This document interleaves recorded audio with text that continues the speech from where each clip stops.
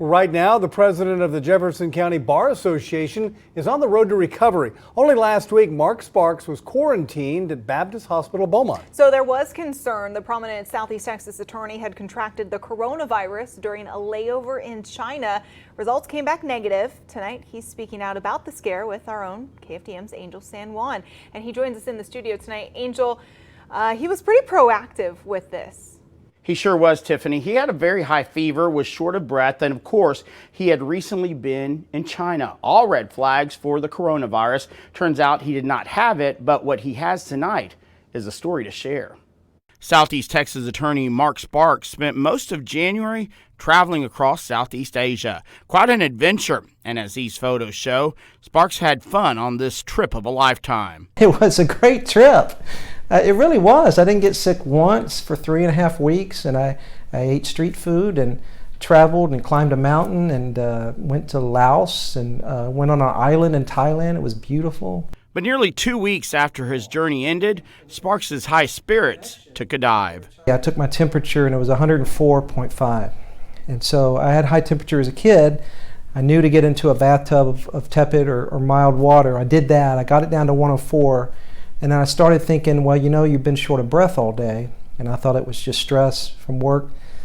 And then I thought of the trip to Asia and the layover in China. China, ground zero for the coronavirus outbreak. So Sparks headed to Beaumont's Baptist Hospital. I register, and as the lady takes the card, I said, ma'am, you need to know before you start touching my cards that I'm concerned that I know I have a virus, but I'm concerned that I have symptoms consistent with the coronavirus. And then things changed pretty rapidly.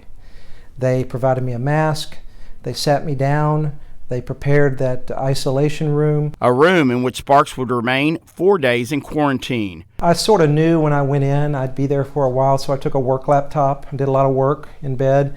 I took a big book on Genghis Khan, and then I watched a little TV, not a lot. Daytime TV will drive you, not your channel, but daytime TV will drive you crazy, soap operas and all that stuff. Sparks kept his sense of humor, but knew it was serious business.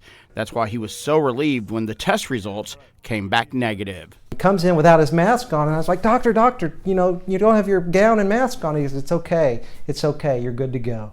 And I will not forget that moment for quite some time, because it's both relief and freedom at the same point. You know, it was nice. So if not coronavirus, what was it? Turns out after the trip to Southeast Asia, Sparks traveled to Canada on business. If I had to guess, I'd say I picked up some weird virus in Canada. I know I'm not supposed to blame Canada, but that's probably where I got my virus. Sparks says while coronavirus is making headlines, we are far more likely to get the flu than the coronavirus. The infectious disease doctors will tell you, look, they appreciate the fact that the public is now aware of this threat, but where's the concern for the flu? We're still trying to get people to get vaccinated for the flu. Sparks agreed to share his story because he believes others can learn from his experience. If you have symptoms and you think you might have something that can infect other people, sure, you can probably take care of yourself at home. It would have saved me a ton of money and time had I stayed home. But if you think that you might have something that could infect other people that's dangerous or could be dangerous, go to the hospital. And because we're all I think that's what the coronavirus is teaching us. No matter if it's a Chinese merchant on the other side of the world or some half-cocked lawyer in East Texas, we're all connected, and there's a way to battle that, and that's we look out for each other. Sparks is no longer contagious. That's why he's out of the hospital, and he's getting back into his routine, but admits he's still a bit sore. But as you saw in that interview, he's definitely in good spirits. He also expressed his thanks to the doctors and nurses who treated him and to the staff at Baptist Hospital. Tiffany?